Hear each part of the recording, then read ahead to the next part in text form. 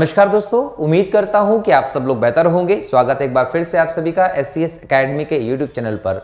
मेरा नाम है पंकज शर्मा और मैं आप लोगों के साथ डिस्कस करने वाला हूं करंट अफेयर के इंपॉर्टेंट टॉपिक्स को जो हाल ही के दिनों में चर्चा में रहे हैं। इस लेक्चर में हम लोग क्वेश्चंस भी देखते हैं और टॉपिक्स को भी देखते हैं, जिससे कि आपका संबंधित मुद्दे पर एक कंप्लीट बोल सकते हैं कि कंट्रोल हो जाए और एग्जाम में जैसे ही आप वहां से कोई प्रश्न देखें तो आसानी से उसको बना दे दोस्तों। तो चलिए शुरू करते हैं आज के इस लेक्चर को। इस लेक्चर में आज का आपका पहला प्रश्न है, केंद्र सरकार ने 16वें वित्त आयोग का अध्यक्ष किसे नियुक्त किया है? तो ध्यान रखिएगा, अरविंद पनघड़िया जी को 16वें वित्त आयोग के अध्यक्ष के तौर पर नियुक्त किया गया है।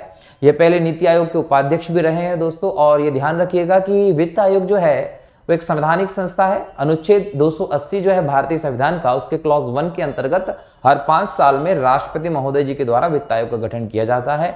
इसका काम जो है वो कई तरीके से है दोस्तों, लेकिन इंपॉर्टेंटली इसको हम केंद्र सरकार राज्य सरकार के बीच में जो वित्त का बंटवारा होता है, टैक्सेस का बंटवारा होता है, उसको लेकर बनाते हैं। इंपॉर्टेंट प्लान इसी को लेकर होता है। इसके अलावा कई इंपॉर्टेंट मुद्दों पर इसकी रिपोर्ट कई भारत सरकार जो है वो दोस्तों देखती है और इनको काम सौंपा जाता है कि संबंध किसी क्षेत्र पर ये शोध करें, अपने विचार रखें और उसके आधार पर भारत में उससे संबंधित शोधों को बढ़ावा दिया जाता है। तो इस दृष्टि से अगर देखें दोस्तों तो याद रखिएगा कि वित्त आयोग एक इंपॉर्टेंट संस्था है भारत में और इस बार देखें अरविंद पनघड़िया जी को इसका अध्यक्ष बनाकर 16वें वित्त आयोग का गठन कर दिया गया है।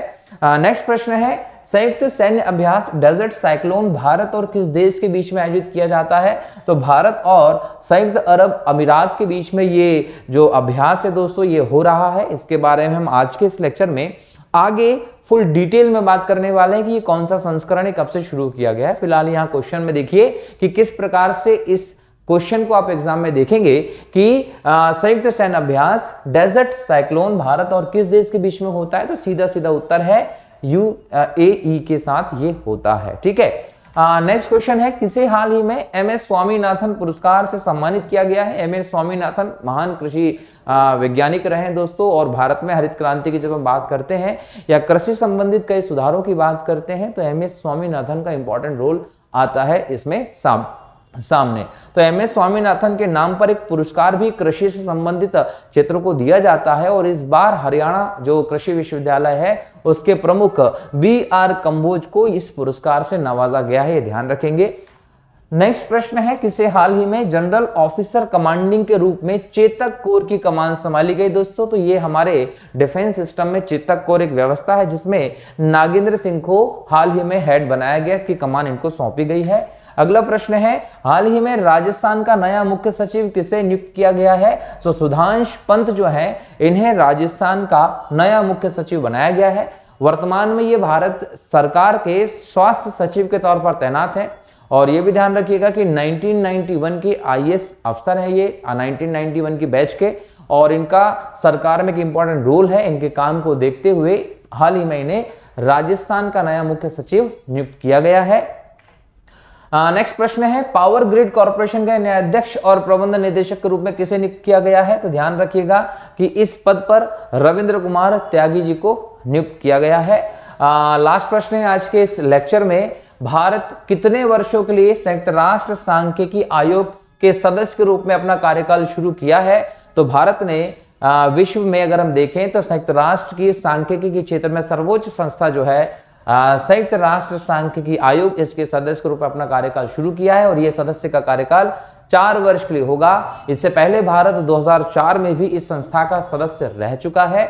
इस संस्था की हम बात करें दोस्तों तो UN के अंतर्गत 1947 में इस संस्था की स्थापना की गई थी और सांख्यिकी के क्षेत्र में वैश्विक स्तर पर इंपॉर्टेंट रोल प्ले करता है ये। तो इस महत्वपूर्ण संस्था के सदस्य के तौर पर भारत इसमें शामिल हुआ है और ये भी ध्यान रखिएगा कि इसके 24 देश सदस्य होते हैं। ठीक है दोस्तों, तो ये हम लोगों ने इंपॉर्टेंट क्वेश्चंस को देखा। अब हम जो पिछले दिनों में इंपॉर्टेंट टॉपिक्स चर्चा में रहे जो MPPSC प्रीलिम्स और मेंस की दृष्टि से इंपॉर्टेंट हो सकते हैं उनको डिटेल में डिस्कशन करते हैं। इनमें पहला टॉपिक है दोस्तों, हार्वर्ड यूनिवर्सिटी की अध्यक्ष क्लाडाइन गे ने इस्तीफा दिया है। ध्यान रखिएगा कि हार्वर्ड यूनिवर्सिटी की अध्यक्ष क्लाडाइन गे जो है उन्होंने हाल ही में इस्तीफा दे दिया एक विवाद के चलते। और जो विवाद हुआ था दोस्तों वो साहित्यिक चोरी और यहूदियों के विरोध में प्रतिक्रिया देने के आरोप को लेकर बना था और इसके बाद ही इन्होंने अपना इस पद से इस्तीफा दे दिया। एग्जाम में क्वेश्चन पूछेगा हार्वर्ड यूनिवर्सिटी कहां है, तो अमेरिका में जो कैम्ब्रिज है वहां पर हार्वर्ड यूनिवर्सिटी है और इसकी स्थापना 1836 में हुई थी। ये भी आप लोगों को ध्यान रखना, सॉरी 1836 नहीं है, ये ऑप्शन गलत हो जाएगा। 1636 के आसपास आपको ये स्थापित होती दिखाई पड़ती है।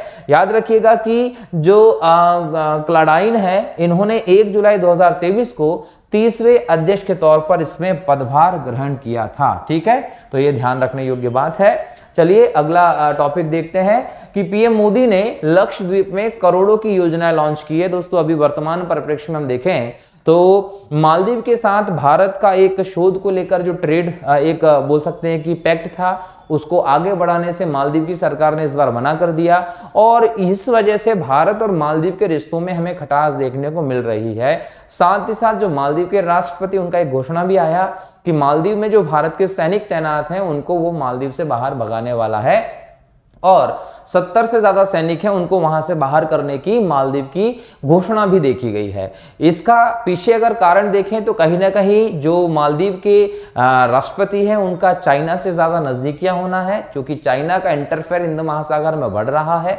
उस चीज को देखते हुए कि मालदीव को चाइना की तरफ से लालच दिए जा रहे हैं और उसके अंतर्गत आते हुए मालदीव जो है वो भारत विरोधी रुखों को देख रहा है। और ये एक चीज यहां पर देखने को मिलेगी कि जो मालदीव के प्रेसिडेंट है दोस्तों उनकी जो बोल सकते हैं कि पर्सनल राजनीति है वो भी चाइना के बहुत क्लोज है, इसलिए कहीं ना कहीं वो भारत के विरुद्ध ऐसी कुछ स्टेप्स लेने के लिए विवश हो गए चाइना के दबाव में आकर। और यहां पर एक चीज और देखने को मिली कि जब प्रधानमंत्री नरेंद्र मोदी जी लक्षद्वीप गए 3 जनवरी को, तो उस दौरे के दौरान उन्होंने वहां की बहुत अच्छी फोटोज जो है वो भी वायरल की और उन फोटोज को जब देखा गया मीडिया में तो मालदीव के जो मंत्री रहे हैं मालदीव सरकार के, उन्होंने मोदी जी के उन फोटोज को देखकर कुछ गलत ट्वीट किए। हालांकि मालदीव की सरकार ने उन मंत्रियों को अपने पद से हटा दिया, लेकिन इसके चलते भारत में मालदीव को लेकर बायकॉट मालदीव जो है वो ट्विटर पर ट्रेंड करने लगा और एक बेहतरीन प्रतिक्रिया जो है हमें बॉलीवुड हो या भारत के लोग हैं उनकी देखने को मिल रही है।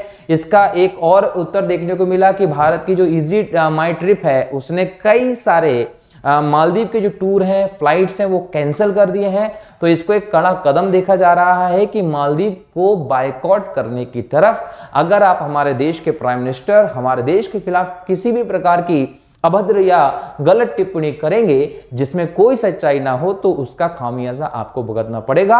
और यहां पर दिक्कत यह भी है, क्या दिक्कत है? दिक्कत यह भी है कि अगर मालदीव की जगह पर हम लक्षद्वीप की देखें तो लक्षद्वीप भारत के पश्चिम में अरब सागर में एक बहुत सुंदर आइलैंड है जो भारत की टेरिटरी के अंदर आता है। ये एक प्रवाल द्वीप है जहां पर हम बोल सकते हैं कि प्रवालों के आधार पर एक बढ़िया संरचना स्थापित हुई है और कवरत्ती इसकी राजधानी है। लक्षद्वीप बहुत खूबसूरत पर्यटन के लिए हम देखें तो एक स्थिति है और नरेंद्र मोदी जी ने जब यहाँ पर पहुंचे और यहाँ पर कई सारी योजनाओं का शिलान्यास किया, साथ ही साथ यहाँ की खूबसूरती को लेकर जो फोटोज ट्वीट किए, इंस्टाग्राम पे भेजे और फेसबुक पे डाले, उसके बाद कहीं ना कहीं मालदीव की तुलना में लक्षद्वीप में टूरिज्म के विकास को लेकर हमें बहुत ज्यादा संभावना देखने को मिल रही है। और लक्षद्वीप जाना सुंदरता की दृष्टि से, घूमने की दृष्टि से इंपॉर्टेंट हो सकता है। इससे हमारे देश की इकोनॉमी को भी बूस्ट मिलेगा और इसी के साथ साथ भारत के जो आइलैंड्स हैं उनको भी टूरिज्म की दृष्टि से प्रमोट करने की एक मुहिम सी चालू हो गई है। हालांकि जब मोदी जी गए लक्षद्वीप तो उन्होंने यहाँ पर इंटरनेट, बिजली, पानी, स्वास्थ्य, बच्चों से जुड़ी परियोजनाओं को शुरू किया। इंटरनेट की यहाँ पर इस व्यवस्था को स्थापित करने की बात की गई कि जहां वर्तमान के तुलना में 100 गुना ज्यादा तेज इंटरनेट लक्षद्वीप के लोगों को मिलने वाला है। नरेंद्र मोदी जी ने Kochi Lakshadweep submarine optical fibre project का भी उद्घाटन किया दोस्तों। इसके अलावा खारे पानी को मीठे पानी में बदलने वाला नया प्लांट भी लगाया जाएगा। इस बात की व्यवस्था भी यहां पर की गई ताकि हर घर में पीने योग्य पानी पहुंच सके। ठीक है, तो यहां एक इंटरनेशनल पॉलिटिक्स में बहुत बड़ा चेंज भी हम लोगों को देखने को मिला है। किसके आधार पर? मालदीव के संबंधों के आधार पर। मालदीव की राजधानी माले है। हिंद महासागर का एक द्वीप है और इसकी मुद्रा भी रुपया है, यह आप लोगों को ध्यान रखना है। ठीक है, अगर हम लक्षद्वीप की बात करें तो 1 नवंबर 1956 को एक केंद्र शासित प्रदेश के तौर पर इसको 36वां क्षेत्र का दर्जा दिया गया था। राजधानी कवरत्ती है, लगभग 32 वर्ग किलोमीटर में फैला क्षेत्र है। यहाँ लगभग 36 द्वीप हैं जिनमें से 10 पर ही मानव अधिवास है और इसके जो प्रशासक हैं वो श्री दिनेश्वर शर्मा है। लक्का द्वीप, मिनिका, अमीन द्वीप के नाम से जाना जाता था। इसको एक करके बाद में लक्षद्वीप जो है उसका नाम यहाँ पर दिया गया है, ये भी ध्यान रखने की जरूरत है। लगभग 400 किलोमीटर की दूरी है भारत के पश्चिमी तट केरल से लक्षद्वीप की और बोल सकते हैं कि प्रवाल द्वीप है जो भारत के लिए सामरिक दृष्टि से हो या आर्थिक दृष्टि से हो बहुत इंपॉर्टेंट क्षेत्र उभर कर आया है। मालदीव की तुलना में लक्षद्वीप की सुंदरता के कारण कहीं ना कहीं मालदीव को अपने टूरिज्म सेक्शन पर इफेक्ट होते दिख रहा है। ध्यान रखिए, मालदीव का लगभग 70% इकोनॉमी है वो टूरिज्म पर बेस्ड है और इसमें भारत 5वां बड़ा साझेदार के तौर पर दिखाई पड़ता है। लेकिन अगर भारत ने मालदीव का बॉयकॉट करने का निर्णय किया तो ये ध्यान रखिए कि मालदीव की इकोनॉमी में संकट आ जाएगा। इसी को देखते हुए मालदीव की सरकार ने यह स्पष्ट किया और गलत टिप्पणी करने वाले मंत्रियों को अपनी सरकार से बर्खास्त कर दिया। तो इंटरनेशनल लेवल पर भारत के दबदबे की एक क्लियर मैसेज जाता है कि आपको भारत से पंगा नहीं लेना चाहिए। खैर, ये मालदीव और हमने मोदी जी के लक्षद्वीप दौरे की बात की। नेक्स्ट है जम्मू कश्मीर में PMVY लॉन्च योजना हुई है। ठीक है, देखिए प्रधानमंत्री विश्वकर्मा योजना हाल ही में नरेंद्र मोदी जी ने घोषणा की थी और इसके तहत विश्वकर्मा भाई बहनों को एक अच्छी सुविधाएं रोजगार देने की बात की जा रही थी और इसी के तहत जम्मू कश्मीर में बोल सकते केंद्रीय कौशल विकास एवं उद्यमिता मंत्रालय के सचिव अतुल कुमार तिवारी, साथ ही साथ उपराज्यपाल के सलाहकार राजीव राय भटनागर जो थे, इन्होंने शोपियां के औद्योगिक प्रशिक्षण संस्थान ITI में दर्जी क्राफ्ट, ये ध्यान रख लीजिएगा, दर्जी क्राफ्ट में 30 स्टूडेंट के पहले बैच के ट्रेनिंग प्रोग्राम का वर्चुअल उद्घाटन किया। तो याद रखिएगा कौन सा प्रोग्राम, दर्जी क्राफ्ट में 30 स्टूडेंट के पहले बैच के ट्रेनिंग प्रोग्राम का वर्चुअल ऑनलाइन उद्घाटन किया है। कहां किया गया? जम्मू कश्मीर में। इसी के साथ जम्मू कश्मीर पहला केंद्र शासित प्रदेश बन गया भारत का जिसने प्रधानमंत्री विश्वकर्मा योजना को अपने यहां पर लॉन्च किया है। यह ध्यान रखिएगा। इसका इंपॉर्टेंस क्या रहेगा कि जो जम्मू कश्मीर के युवा हैं उनको रोजगार के अवसर मिलेंगे और कौशल विकास के क्षेत्र में भी उनका उन्नयन होगा। तो प्रधानमंत्री विश्वकर्मा योजना बहुत इंपॉर्टेंट योजना आई है विश्वकर्मा बंधुओं के लिए, ध्यान रखिएगा। और पहला केंद्र शासित प्रदेश जम्मू कश्मीर बन गया है जिसने अपने यहां पर इस योजना को लॉन्च किया है। ठीक है, यहाँ पर स्टूडेंट्स जो ट्रेनिंग के लिए आएंगे उनको नया रोजगार के अवसर मिलेंगे, उनका कौशल विकास होगा। इतना ही नहीं, ट्रेनिंग के दौरान उनको पैसा भी दिया जाएगा, प्रतिदिन 500 रुपए दिए जाएंगे, ध्यान रखिएगा। और जो प्रशिक्षित विश्वकर्मा होंगे उन्हें 15,000 रुपए का मुफ्त आधुनिक टूल किट भी दिया जाएगा। ये भी इस योजना के तहत किया गया है। साथ ही साथ जो इस योजना से जुड़े होंगे उन्हें व्यवसाय को बढ़ाने के लिए क्रेडिट बेस्ड लोन और फाइनेंशियल सहायता भी दी जाएगी। सितंबर 2023 में प्रधानमंत्री नरेंद्र मोदी जी ने प्रधानमंत्री विश्वकर्मा योजना लॉन्च की थी जो कि विश्वकर्मा भाई बहनों के आर्थिक उत्थान के लिए शुरू की गई है। ठीक, अगला टॉपिक है भारत UAE संयुक्त अभ्यास डेजर्ट साइक्लोन 2024। ठीक है, 2 जनवरी से 15 जनवरी तक राजस्थान में यह अभ्यास चल रहा है। एग्जाम में क्वेश्चन किस प्रकार से आएगा वो मैंने क्वेश्चन आंसर वाले सेक्शन में आज ही के इस लेक्चर में बता दिया है, आपने देखा भी था। इसका उद्देश्य क्या है? शहरी परिचालन में सर्वोत्तम प्रथाओं को सीखना, साथ ही साथ उनको साझा करना ताकि इसकी अंतर संचालनता बढ़ सके। इसका उद्देश्य बोल सकते हैं UAE और भारत के बीच में जो रक्षा संबंध उनको भी मजबूत करना, उनको बढ़ाना भी है। साथ ही साथ दोनों देशों के संबंधों को मधुरता लाने की दृष्टि से ये अभ्यास जो है वो आयोजित किया जा रहा है। कहां पर? राजस्थान में हुआ है, ध्यान रखेंगे। नेक्स्ट है दोस्तों के स्मार्ट ऐप। के स्मार्ट, यहाँ पर के स्मार्ट ऐप जो है वो केरला से रिलेशन में है और ये एप्लीकेशन का फुल फॉर्म देखिए, Kerala solution for managing administrative reformation and transformation, ये इसका फुल फॉर्म है। तो एग्जाम में क्वेश्चन ये भी देखने को मिल सकता है कि के स्मार्ट क्या है, तो इसका फुल फॉर्म याद रख लीजिएगा। और कहां का है? ये केरल का है। किस लिए बनाया गया है? तो प्रशासनिक सुधार के लिए और परिवर्तन के लिए ये ऐप जो है वो लेकर आए हैं जिसमें त्रिस्तरीय स्थानीय स्व सरकारी संस्थानों के सभी सेवाओं को एकीकृत करके डिजिटली कर दिया जाएगा ताकि लोगों को दिक्कत ना हो, बेहतर व्यवस्थाएं हो सके, प्रशासन बेहतर से चल सके, सभी संस्थाओं के बीच में प्रबंधन आसानी से यहां पर स्थापित हो सके। कहीं ना कहीं इसका उद्देश्य है कि जो लोगों के बीच में, स्थानीय संस्थाओं के बीच में डिजिटल सुविधाओं का गैप है, उस गैप को कम किया जाए और सरकारी कार्यालयों के जो बार बार दौरे करते हैं लोग, उसको खत्म करके जो भी प्रवासी हैं, जो भी लोग वहां पहुंचते हैं, उनको hand to hand online platform पर योजनाओं का या व्यवस्था का लाभ दिया जाए। ठीक है, अगला टॉपिक है अर्जेंटीना के साथ लिथियम डील। दोस्तों याद रखिएगा, लिथियम जो होता है वो बहुत इंपॉर्टेंट है और आज के संदर्भ में भी जब हम ग्रीन इकोनॉमी, ग्रीन एनर्जी की तरफ बढ़ रहे हैं, उस दृष्टि से लिथियम बहुत इंपॉर्टेंट हो जाता है। इसीलिए भारत विश्व के प्रमुख लिथियम उत्पादक देशों के साथ अलग अलग प्रकार से डील कर रहा है और इस डील में एक नाम आता है अर्जेंटीना का।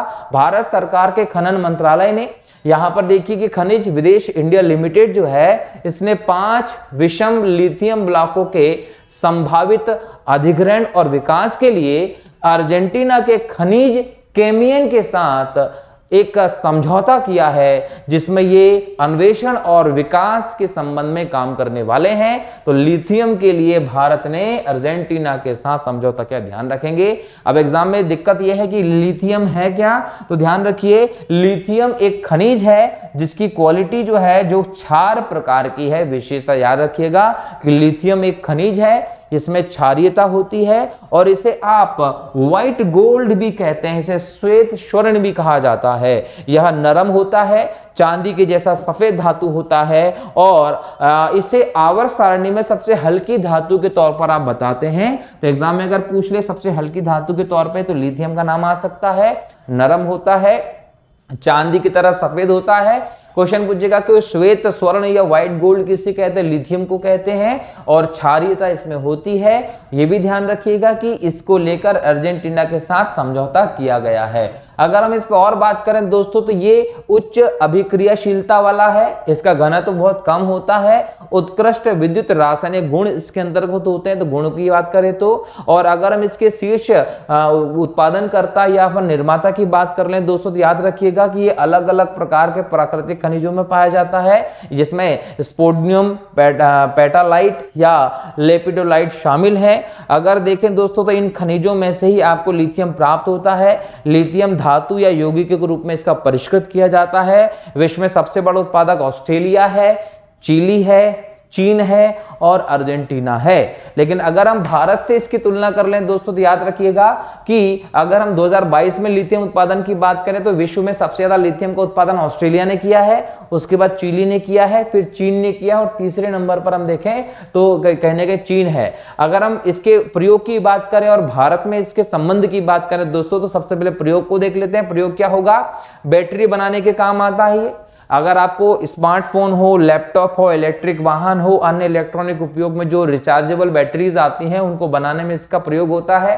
और जैसे कि आप लोग जान रहे हैं कि भारत में जो बोल सकते हैं कि इलेक्ट्रिक व्हीकल, उसको बहुत तेजी से प्रमोट किया जा रहा है और ग्रीन इकोनॉमी की तरफ हम बढ़ रहे हैं। ग्रीन जो एनवायरमेंटल सपोर्टिव या फ्रेंडली सिस्टम है, उसको हम क्रिएट कर रहे हैं हमारे यहाँ पर। तो ऐसे में इन बैटरीज के लिए लिथियम हमारे लिए जरूरी है, इसलिए हम इसको लेकर डील कर रहे हैं। साथ ही साथ कांच और मिट्टी के बर्तन बनाने में भी लिथियम का प्रयोग होता है, चिकित्सा में लिथियम का प्रयोग होता है और आप जो लुब्रिकेंट्स बनाते हैं, स्नेक बनाते हैं, उसमें भी लिथियम का प्रयोग होता है। 2023 में हम भारत की बात करें दोस्तों, तो भारत में जो लिथियम के स्रोत हैं उसकी खोज में वृद्धि हुई है। जम्मू कश्मीर के देखें दोस्तों, तो यहाँ पर सलाल हैमाना क्षेत्र है, यहाँ पर लिथियम के बड़े भंडार हम लोगों को मिले हैं। झारखंड के कोंडरमा हो या गिरिडीह क्षेत्र हो, यहाँ पर भी लिथियम के भंडार भारत में खोजे गए हैं। तो भारत में भी लिथियम है, लेकिन जितना लिथियम की हमें जरूरत पड़ेगी उस हिसाब से हमने दुनिया के दूसरे देशों के साथ यहाँ पर समझौता करना शुरू कर दिया है। ठीक है, अगला टॉपिक है प्रधानमंत्री राहत कोष। दोस्तों हाल ही में एक एसिड अटैक सर्वाइवर अन्य अनुदान पहुंचने में देरी को लेकर कहीं ना कहीं प्रधानमंत्री राष्ट्रीय राहत कोष से अतिरिक्त मुआवजे की मांग को लेकर दिल्ली उच्च न्यायालय का दरवाजा खटखटाया है। कहीं ना कहीं भाई वो एसिड अटैक का सर्वाइवर था, उसे हेल्प मिलनी चाहिए थी प्रधानमंत्री राहत कोष से, लेकिन वो देरी से मिल रही है, इसलिए उसने अतिरिक्त मांग की है कि मुझे अतिरिक्त मुआवजा दिया जाए। अब दिल्ली हाईकोर्ट इस पर डिसीजन लेके जब भी होगा वो आएगा और उसको उसके तहत सुविधा मुहैया कराई जाएगी। लेकिन ध्यान रखिएगा कि प्रधानमंत्री राष्ट्रीय राहत कोष जो है वो 1948 में उस समय के प्रधानमंत्री रहे जवाहरलाल नेहरू के द्वारा स्थापित किया गया था, और इसको स्थापित करने के पीछे मुख्य उद्देश्य था कि जो पाकिस्तान से शरणार्थी आ रहे हैं उन विस्थापितों के लिए सुविधाएं मुहैया कराई जाएं। विभाजन के समय 1948 में पाकिस्तान से बहुत सारे लोग भारत आ रहे थे, ऐसे लोगों की व्यवस्थाओं के लिए ही 1948 में जवाहरलाल नेहरू जी ने इस व्यवस्था को स्थापित किया था। और इसमें प्राकृतिक या मानव जनित किसी भी प्रकार की आपदा या दुर्घटना के कारण जो लोग पीड़ित होते हैं उनको सहायता मुहैया कराई जाती है, भले वो चक्रवात के कारण हो, बाढ़ के कारण हो, या फिर भूकंप के कारण लोगों को दिक्कत हुई हो, या फिर वो एसिड हमले में दंगे से प्रभावित लोग ही क्यों ना हो, इनकी सहायता के लिए प्रधानमंत्री राष्ट्रीय राहत कोष से पैसा दिया जाता है। इसके अलावा एक और बात ध्यान रखने योग्य है, वो क्या कि यहाँ जो कोष है ये पूरी तरीके से सार्वजनिक योगदान पर आधारित है, इसमें राष्ट्र के बजट से कोई पैसा नहीं दिया जाता। तो सार्वजनिक योगदान मतलब कि प्रधानमंत्री राहत कोष में जो लोग डोनेट कर करके पैसा जमा करते हैं वहां से मदद दी जाती है, ध्यान रखेंगे। ठीक है, चलिए अगला टॉपिक है हिम तेंदुआ। दोस्तों एक देश है किर्गिस्तान, मध्य एशिया का देश है, मुस्लिम देश है। किर्गिस्तान ने ऑफिशियली हिम तेंदुए को, जिसका नाम है पैंथेरा अनसिया, इसको अपना राष्ट्रीय प्रतीक घोषित किया है। तो एग्जाम में पूछेगा कि हिम तेंदुए को हाल ही में किस देश ने अपना राष्ट्रीय प्रतीक घोषित किया है, तो वो है किर्गिस्तान। और याद रखिएगा कि ये क्यों घोषित किया गया, तो इसलिए कि भाई ये इसके संरक्षण को बढ़ावा देना चाहते हैं और पारिस्थितिक संतुलन में इस हिम तेंदुए का क्या योगदान है उसको देखते हुए इन्होंने घोषित किया है, ताकि इसका बेहतर तरीके से संरक्षण किया जा सके। अब इसने किर्गिस्तान ने हिम तेंदुए को ही क्यों चुना, ये भी समस्या हो जाएगी। तो हिम तेंदुए को इसलिए चुना है क्योंकि इसका संबंध किर्गिस्तान की संस्कृति से ऐतिहासिक रूप से जुड़ा हुआ है। किर्गिस्तान की एक लोकनायक की कहानी है दोस्तों, जिसको बोलते हैं किर्गिस लोकनायक। ये किर्गिस लोकनायक की एक मानस कहानी है, इसके अंतर्गत इस तेंदुए का उल्लेख है। और ध्यान रखिएगा कि ये महानता, साहस तथा समुत्थानशीलता के प्रतीक के रूप में प्रतिष्ठित है। वहां पर इन सबको देखते हुए किर्गिस्तान की सरकार ने हिम तेंदुए को वहां का राष्ट्रीय पशु घोषित कर दिया है। हिम तेंदुआ दोस्तों पारिस्थितिकी संतुलन की बहुत जरूरी है और विश्व में लगभग 1/3 भाग में इसका निवास हमें देखने को मिलता है। ध्यान रखिए, हिम तेंदुआ को आप ऐसे देख सकते हैं कि तेंदुआ जनरली जंगलों में मिलता है, तो बर्फीले इलाकों में, ऊंचे पहाड़ी दुर्गम क्षेत्रों में, ठंडे क्षेत्रों में जो तेंदुआ मिलता है दोस्तों वो हिम तेंदुआ होता है। व्हाइट कलर जनरली इसका होता है, ब्लैक ब्लैक इसके ऊपर स्पॉट्स होते हैं और बहुत तेज होता है, बहुत लंबी लंबी छलांगे पर्वतीय क्षेत्र पर ये मार सकता है। बिल्ली प्रजाति का एक सदस्य है। अगर हम देखें तो मध्य और दक्षिणी एशिया के जो पर्वतीय क्षेत्र है यहाँ पर ये बहुत ज्यादा मिलता है। लगभग 12 देश, जिसमें भारत है, नेपाल है, भूटान है, चीन है, मंगोलिया है, रशिया हो, कजाकिस्तान हो, किर्गिस्तान हो, उज्बेकिस्तान हो, तजाकिस्तान हो, अफगानिस्तान हो, पाकिस्तान हो, इन सभी देशों में हिम तेंदुआ आपको बहुत ज्यादा देखने को मिलता है। अगर हम भारत में बात करें तो भारत का जो जम्मू कश्मीर का क्षेत्र है, लद्दाख का क्षेत्र है, हिमाचल प्रदेश, उत्तराखंड का क्षेत्र हो, और पूर्व में अगर चले जाएं तो सिक्किम और अरुणाचल प्रदेश का जो क्षेत्र है यहाँ पर हम हिम तेंदुआ देखने को मिलता है। अगर हम भारत में हिम तेंदुए का सबसे प्रमुख स्थान देखें दोस्तों तो हेमिस राष्ट्रीय उद्यान जो है दोस्तों, भारत का सबसे बड़ा राष्ट्रीय उद्यान है, लद्दाख में, यहीं पर हिम तेंदुआ हमें सबसे ज्यादा देखने को मिलता है और इसे हिम तेंदुए की वैश्विक राजधानी भी कहा जाता है। तो एग्जाम में अगर क्वेश्चन आ जाता है कि हिम तेंदुए की वैश्विक राजधानी किसे कहा जाता है, तो वो कहा जाता है हेमिस राष्ट्रीय उद्यान को, जो लद्दाख में है। अगर हम इसके संरक्षण की स्थिति की बात करें तो दोस्तों IUCN की रेड लिस्ट जो इसमें यह है वनरेबल है, सुभेद्य है, मतलब पर्याप्त संख्या में ये मौजूद है। साइट्स में इसको परिशिष्ट 1 में जगह दी गई है और भारतीय वन्यजीव संरक्षण अधिनियम 1972 की अनुसूची नंबर 1 में इसको जगह दी गई। ध्यान रखेंगे। अब ये भी समझना जरूरी है कि इस पे खतरा क्यों आ रहा है, संरक्षण की जरूरत क्यों है, क्यों किर्गिस्तान कहता है कि इसके संरक्षण की जरूरत है। तो भारत में भले ही हम इसको देखते हैं कि हमें हिम तेंदुआ परियोजना के तहत इसके संरक्षण बल दिया जा रहा है, लेकिन वैश्विक स्तर पर इसलिए दिया जा रहा है क्योंकि इस पे खतरा ज्यादा है। मानव और हिम तेंदुओं के बीच में संघर्ष बढ़ रहा है। जैसे जैसे आप देख रहे हैं कि इनके क्षेत्र में मानव का जो हस्तक्षेप है वो बढ़ रहा है, कई प्रकार से इनका शिकार किया जाता है, जिसके कारण इनके अंत की ओर ये बढ़ रहे हैं। इसके अलावा इनकी आवास की क्षति हो रही है, इसलिए इन खतरे में है। इसके अलावा जलवायु परिवर्तन, जैसा हम देख रहे हैं कि हिम तेंदुआ ठंडे प्रदेशों में रहने के लिए जाना जाता है। जलवायु परिवर्तन के कारण वैश्विक जलवायु गर्म होती जा रही है, जिसका प्रभाव हमें देखने को मिल रहा है कि हिम तेंदुआ की संख्या उसके आवास खत्म होने के कारण घटती जा रही है। तो ये हिम तेंदुए के खतरे की बात की हम लोगों ने ध्यान रखना है दोस्तों। और आज के इस लेक्चर में हमने कई सारे इंपॉर्टेंट टॉपिक विशेष तौर पर 2 जनवरी और 3 जनवरी के करंट अफेयर से जो संबंधित है उनको डिस्कस किया है।